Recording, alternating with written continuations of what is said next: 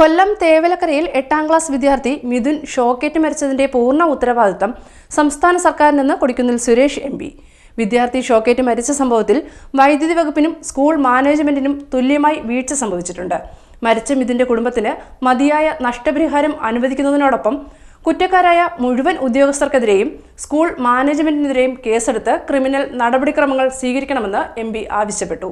കൊല്ലം തേവലക്കരയിൽ 8ാം class വിദ്യാർത്ഥി മിഥുൻ ഷോക്കേറ്റ് മരിച്ചതിന്റെ പൂർണ്ണ ഉത്തരവാദിത്തം സംസ്ഥാന സർക്കാരിനാണെന്ന് കൊടിക്കുന്നിൽ സുരേഷ് എം പി ആരോപിച്ചു. വിദ്യാർത്ഥി ഷോക്കേറ്റ് മരിച്ച സംഭവത്തിൽ വൈദ്യുതി വകുപ്പിനും സ്കൂൾ മാനേജ്മെന്റിനും തുല്യമായി വീഴ്ച സംഭവിച്ചിട്ടുണ്ട്. നൂറുകണക്കിന് വിദ്യാർത്ഥികൾ പഠിക്കുന്ന വിദ്യാഭ്യാസ സ്ഥാപനത്തിനരികിൽ കൂടി യാതൊരു സുരക്ഷാ മാനദണ്ഡവും പാലിക്കാതെ വൈദ്യുതി ലൈൻ വളരെ താഴ്ന്ന നിലയിലാണ് സ്ഥാപിച്ചിരിക്കുന്നത്.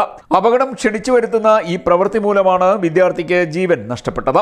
കാലാകാലങ്ങളിലായി വൈദ്യുതി ലൈൻ താഴ്ന്നു കിടന്നിട്ടും കുട്ടികളുടെ സുരക്ഷ മുൻനിർത്തി വിഷയത്തിൽ അടിയന്തര ഇടപെടൽ നടത്താതെ CPM നേതൃത്വം നൽകുന്ന സ്കൂൾ മാനേജ്മെന്റിന്റെ ഭാഗത്തു നിന്നും ഗുരുതരമായ പിഴവാണ് ഉണ്ടായത്.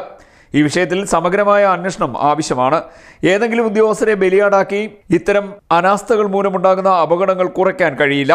സംസ്ഥാനത്തെ വിദ്യാഭ്യാസ സ്ഥാപനങ്ങളിൽ അടിയന്തരമായി സേഫ്റ്റി ഓഡിറ്റ് നടത്തുവാൻ വിദ്യാഭ്യാസ വകുപ്പ് അടിയന്തര നടപടി സ്വീകരിക്കണമെന്നും MP ആവശ്യപ്പെട്ടു. KSEBയുടെ ഭാഗത്തു നിന്നുള്ള സമാനമായ വീഴ്ച മൂലം സംസ്ഥാനത്ത് ഇതിനോടകം തന്നെ നൂറുകണക്കിന് ആളുകളാണ് വൈദ്യുതി ആഘാതമേറ്റ് മരണമടഞ്ഞിട്ടുള്ളത്.